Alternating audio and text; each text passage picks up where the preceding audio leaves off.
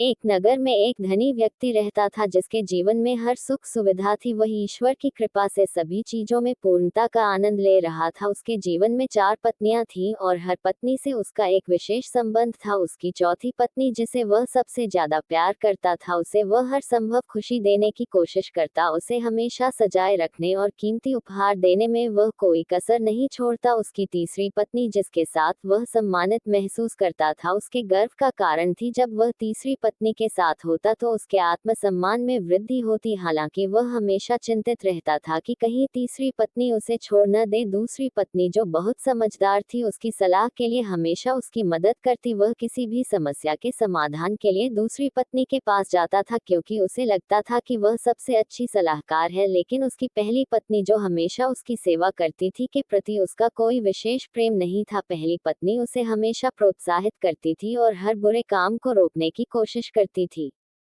हालांकि उसे व्यक्ति ने कभी समझा नहीं और उसकी अहमियत को भी नहीं पहचाना। एक दिन जब व्यक्ति की तबीयत बहुत खराब हो गई और सभी इलाजों के बावजूद कोई सुधार नहीं हुआ, उसने सोचा कि अब उसका अंतिम समय आ चुका है।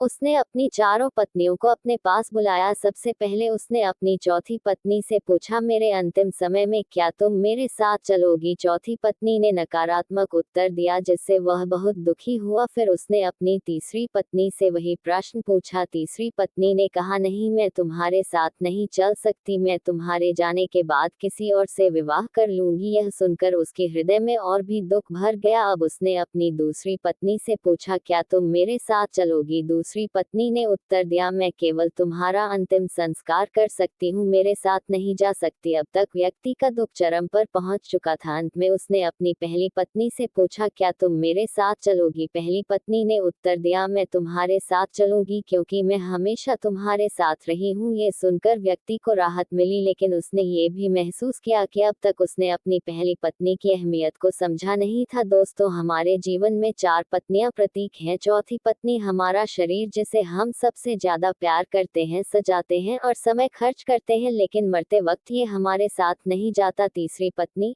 हमारी संपत्ति, धन और कारोबार, जो हमारे सम्मान का कारण होता है, लेकिन मृत्यु के बाद वह भी किसी और का हो जाता है। दूसरी पत्नी हमारे परिवार और संबंध, जो हमारे मृत्यु से दुखी होते हैं, लेकिन वे केवल अंतिम संस्कार ही कर सकते हैं और फिर अपने जीवन में व्यस्त हो जाते हैं। पहली पत्नी हमारी आत्मा, जिसे हम अक्सर अनदेखा करते हैं, लेकिन वही सच्ची साथी है जो हमें अच्छे और बुरे का ज्ञान देती है और हमारे साथ अंत तक रहती है। हमें अपनी आत्मा की देखभाल करनी चाहिए क्योंकि वही हमारी सच्ची पहचान है। ईश्वर के सामने हमें केवल हमारी आत्मा का ही मूल्य समझ आता है, क्योंकि वहाँ न वकालत होती है और न ही जमानत। ध्यान रखें, जीवन में सबसे महत्वपूर्ण है हमारी आत्मा को समझना और उसे संजोना। दोस्तों, कहानी पसंद आई हो तो एक लाइक और अपने दोस्तों से शेयर करना मत भूलना। रोजाना ऐसी ही कहानियों के लिए चैनल सब्सक्राइब करें।